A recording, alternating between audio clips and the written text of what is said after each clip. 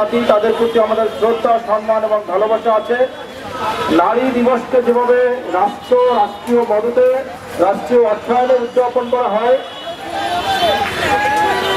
আমরা এই বাংলাদেশের নাগরিক সারা বিশ্ব জুড়ে বিশ্ব পুরুষ দিবসকে স্বীকৃতি দেওয়া হলো আমাদের দেশে রাষ্ট্রীয় অঙ্গনে বা রাষ্ট্রীয় পৃষ্ঠপোষকতায় বিশ্ব পুরুষ দিবস উদযাপন করা হয় না, বা সে মর্মে আমরা কোনো বক্তৃতা বিবৃতি এমনকি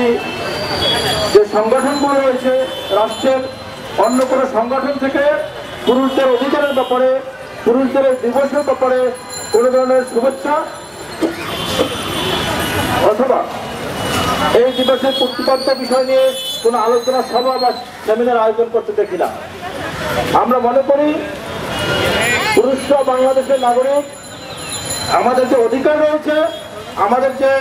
নিজস্ব সক্রিয়তা রয়েছে, সেগুলো বারবার বলে প্রমাণ করার কিছু নেই। কিন্তু রাষ্ট্র যদি বিশ্ব নারী দিবস উদযাপন করতে পারে, রাষ্ট্রকে অবশ্যই পুরুষদের বিশ্ব পুরুষ দিবস উদযাপন করার মানসিকতা, মনন বা চিন্তা চেতনা থাকতে হবে। যারা পরিচালনার সাথে জড়িত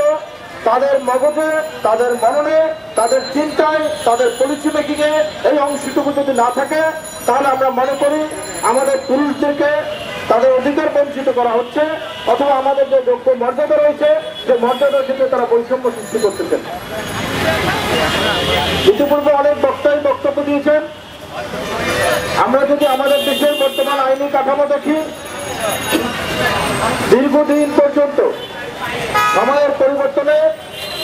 শুধুমাত্র নারীদের অধিকার প্রতিষ্ঠার নাম করে, নারীদেরকে নির্যাতন মুক্ত করার নাম করে পুরুষদেরকে হয়রানি করা, আইনি প্রক্রিয়ার মাধ্যমে তাদেরকে নানাভাবে নির্যাতিত করার নানা ধারা উপধারা বাংলাদেশের বিদ্যমান আইনি পরিকাঠামোয় রয়েছে। আমরা এই যে বিশ্ব পুরুষ দিবসে এখানে যে সকল পুরুষ ভাইয়েরা দাঁড়িয়েছি, আমরা কখনো নারী নির্যাতনের পক্ষে নই, নারীদের অধিকারের বিপক্ষে নই। তাদের অধিকার থাকুক, তাদের যারা নির্যাতন করে তাদের সত্যিকারের বিচার হোক, কিন্তু এর আড়ালে কোনো পুরুষ, কোনো অসহায়, কোনো নিরীহ, কোনো নির্দোষ পুরুষ যেন বাংলাদেশের আইনি পরিকাঠামোর মাধ্যমে হয়রানির শিকার না হন, নির্যাতনের শিকার না হন, অথবা তিনি তার আইনি যে সকল অধিকার রয়েছে